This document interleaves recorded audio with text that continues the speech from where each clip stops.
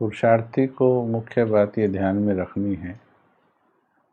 बाबा कहते हैं कि हिम्मत नहीं हारनी है।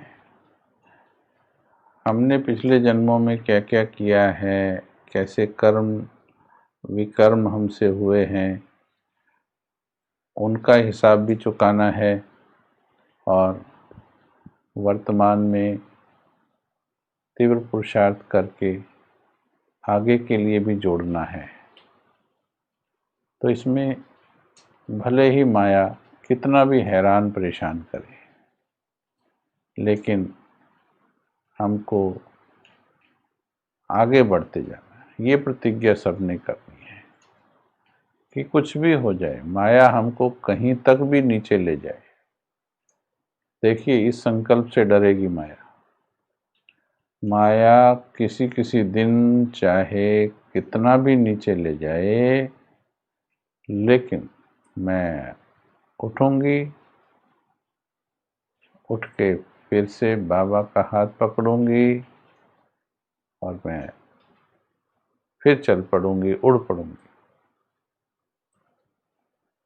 भले ये ठीक नहीं लगता है, परंतु हिसाब किताब ऐसे होते हैं, संस्कार इतने जटिल होते हैं कि संकल्प लेते हुए भी, वायदे करते हुए भी फायदा मिलता है वायदे से, लेकिन माया भी अपने 63 जन्मों के ग्राहक को इतना आसानी से छोड़ती नहीं है। बाबा ने मुरलियों में भी कहा है, बच्चे, रुस्तम से तो और रुस्तम होके लड़ेगी वो। ऐसे ऐसे संकल्प विकल्प आएंगे जो तुम सोचोगे कि ज्ञान मिलने से पहले तो ये आते भी नहीं थे, इससे तो अच्छा हम पहले ही थे।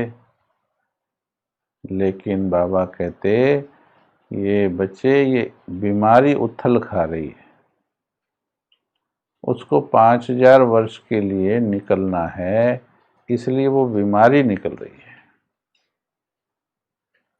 तो मीठे भाई बहनों, ये प्रतिज्ञा जिसने दिल शिकस्त होना बंद कर दिया है, उसकी एक न एक दिन विजय जरूरी है। इसलिए दिल शिकस्त नहीं होंगी, ये आपको वायदा करना है। कभी दिल शिकस्त नहीं होंगी।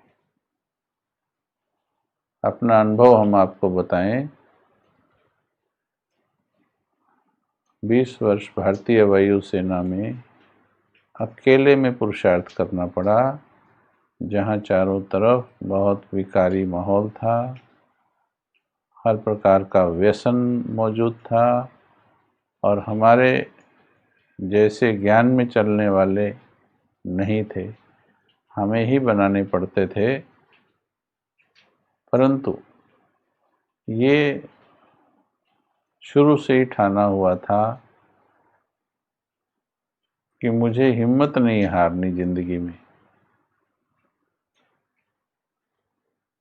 लेकिन इस संस्कार के कारण, इस संकल्प के कारण, ऊपर नीचे होने के बाद भी आत्मा जल्दी उठ जाती है, और उठते उठते उठते बस फिर वो अनुभवी बन जाती है।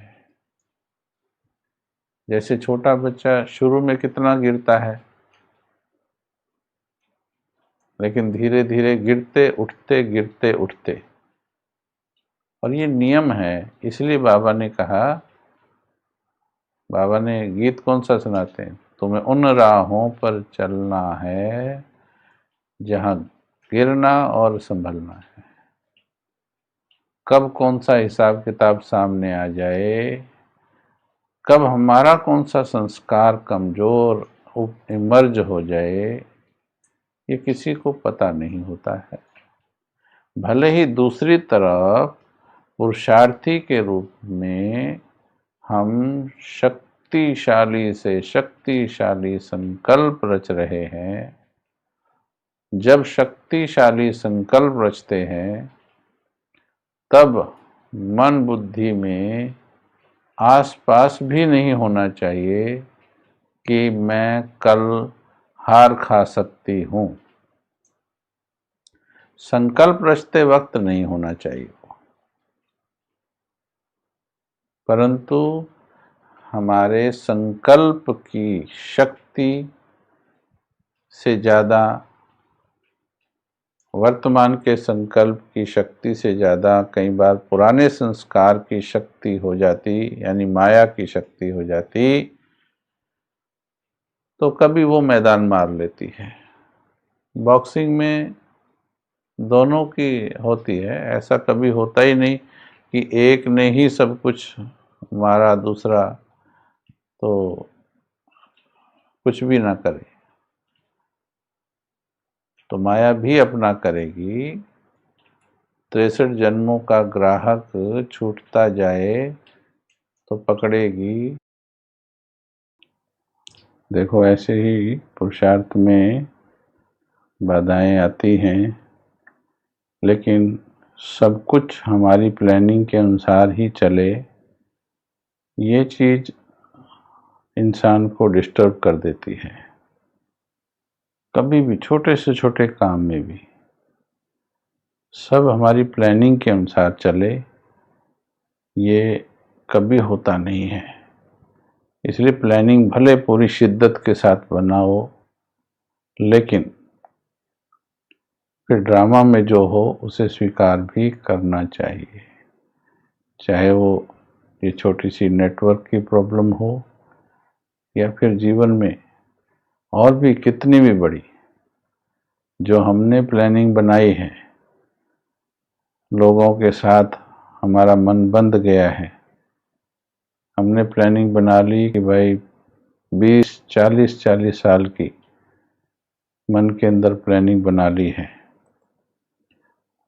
लेकिन ड्रामा हमेशा हमारी प्लानिंग के अनुसार नहीं चलता है। हर चीज में बाबा का ज्ञान इस्तेमाल करना है। अचानक उस प्लानिंग में जो नहीं था, अचानक वो हो जाता है, हमें डिस्टर्ब नहीं होना है। ये चीज मन को फीड कर लेनी है कि मुझे डिस्टर्ब नहीं होना है, चाहे कुछ भी हो जाए।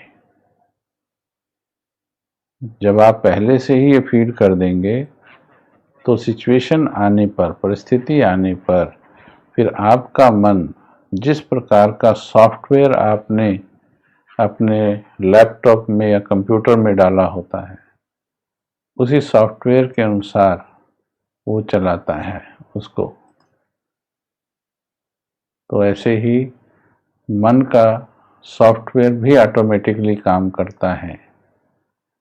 पहले से ही आप मन को कमांड दीजिए कि चाहे कुछ भी हो जाए, लेकिन मुझे किसी भी हाल में डिस्टर्ब नहीं होना है। मुझे किसी भी हाल में डिस्टर्ब नहीं होना है। ठीक है? ओके।